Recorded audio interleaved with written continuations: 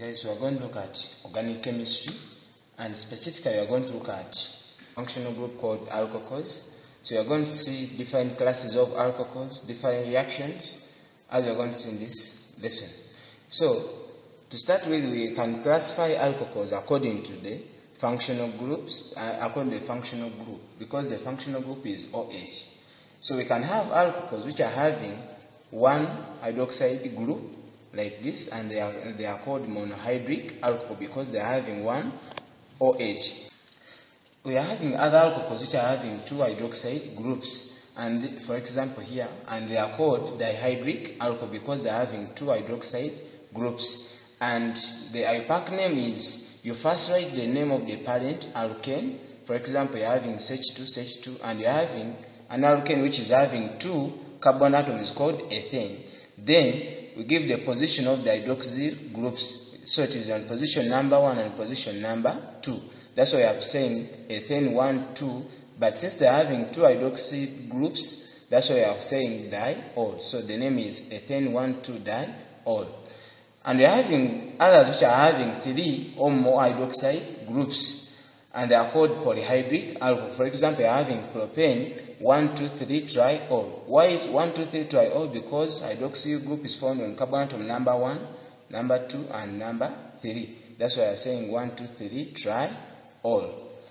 But we can classify these alcohols further, specifically the monohydric alcohols. So we can classify monohydric alcohols according to the methyl groups they are having. So the methyl groups they are having, this is going to give us other 3 categories of alcohols, and these are primary alcohols, we are having secondary alcohols, and tertiary alcohols. The primary alcohols are having one methyl group. So if you are to study this compound here, it's only having one methyl group here at the start. Even if it is CH3, CH2, OH, ethane. It's also a primary alcohol. It's having one OH, meaning it's monohydric, but it's having one methyl group, so that's why we are classifying it to be a primary alcohol. And the IUPAC name for this is going to be propan. 1-ol, not 1 propan. This is not allowed according to IUPAC system of nomenclature.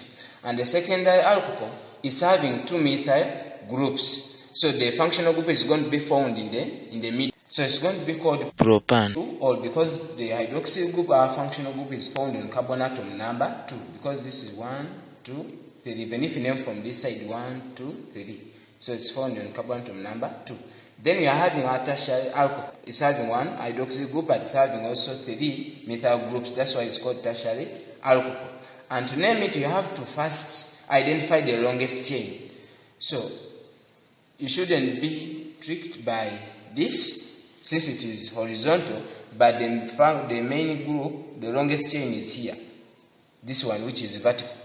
And the one which is vertical, it is a 3 carbon atom. It is having 3 carbon atoms, and this methyl group and the OH, they are acting as side chains. So we are going to name the methyl group takes the first priority. So it's going to be called 2-methyl because it's found on the second carbon atom, 2-methyl propan 2-ol.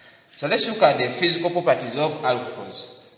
Physical properties of alcohol we are looking at, we are seeing that the phenols are acidic. Remember, phenols are also alcohols. We are saying they are acidic because the electrons here, the lone pairs on oxygen, they interact with the delocalized pi electrons of benzene, so they are going to give a proton easily in solution. We are going to see acidic nature of phenol when we are looking at phenols. So we are saying lower members of alcohols are soluble in water. Why they are soluble in water? It is because the OH group is polar.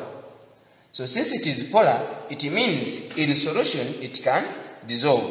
But however, if you look here, remember this group here, it is hydrophobic, but this group is hydrophilic. So as you increase the hydrophobic chain here, if you see here, so as the chain increases, it means solubility decreases, because the functional group, which is polar, is going to remain 1. Like that, it's going to remain constant, but the hydrophobic chain is going to increase, meaning this chain, it will render the alcohol not to dissolve in water.